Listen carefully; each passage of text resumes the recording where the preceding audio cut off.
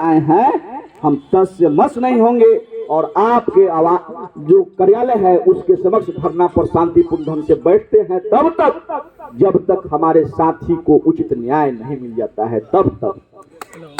पहले तो टाला, बहुत तरह का बात किया, देखा कि अब कुछ चारा चलने वाला नहीं है तो वो खुद कहा कि आप लोग चलिए हम अपने स्तर से जांच करेंगे। और जांच करके डॉक्टर अर्जुन जी, राजीव जी जानते हैं बखूबी से, इनके पड़ोस के हैं जहां प्रैक्टिस करते हैं, उनको बाइज्जत बरी किया गया। FIR उनके नाम से था उसका विथड्रॉल किया गया।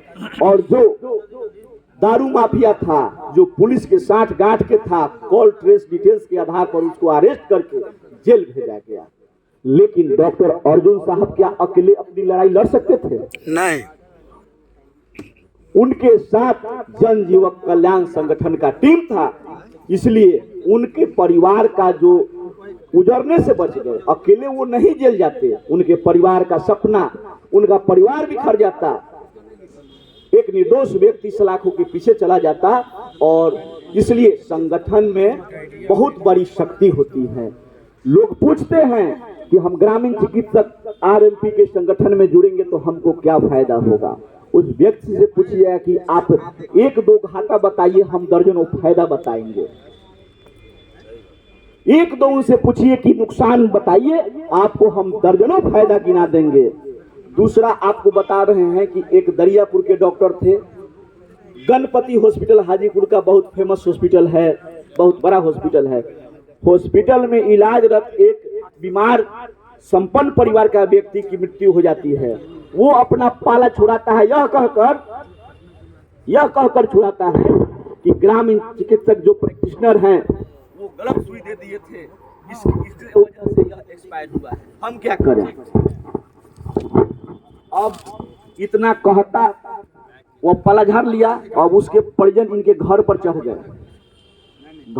गए, फोन किए कि डॉक्टर साहब ऐसा ऐसा बात है कि हम कुछ नहीं किए हैं, हम एंटीबायोटिक 1 ग्राम डेक्सोल दिए हैं और 1 पेन भी दिए हैं, 1 डायलोना, यही पीठो दिए हैं। उनके कहने पर हम नहीं दे रहे थे, कोई दवा नहीं दे रहे थे। हम कहे कि जहाँ जाना है जाइए, तो उनके घर वाले लोग जबरदस्ती कहे कि ना दीजिए, आप अच्छे डॉक्टर हैं, कुछ भी दीजिए। तो हम दिए और कहे कि जहाँ चले जाइए, यही सच्चाई है। हम कहे ठीक है, हम लोग आ रहे हैं। हम लोग गए तो 100 की संख्या में तोड़ फोड़ घर का कर रहा था। तो वहाँ से SP से बात किए, थाना प्रभारी से बात किए, थाना प्रभारी आया। पुलिस के सहयोग के बाद वो जो असामाजिक तत्व तोड़ फोड़ कर रहे थे वो हटे। फिर हम उनके जो घर के पढ़े लिखे व्यक्ति थे उनसे हम कहे कि इलाजरत कितने दिन थे, तो आज 4था दिन था। हम कहें कि डॉक्टर साहब यहाँ कब आए थे, तो रात में यही 10:30 बज रहा था।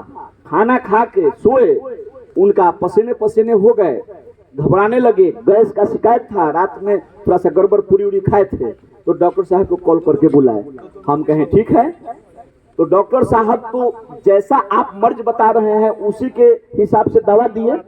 ऐसा तो कोई दवा नहीं है जिससे कि उनका जान चला जाता, लेकिन मृत्यु निश्चित है।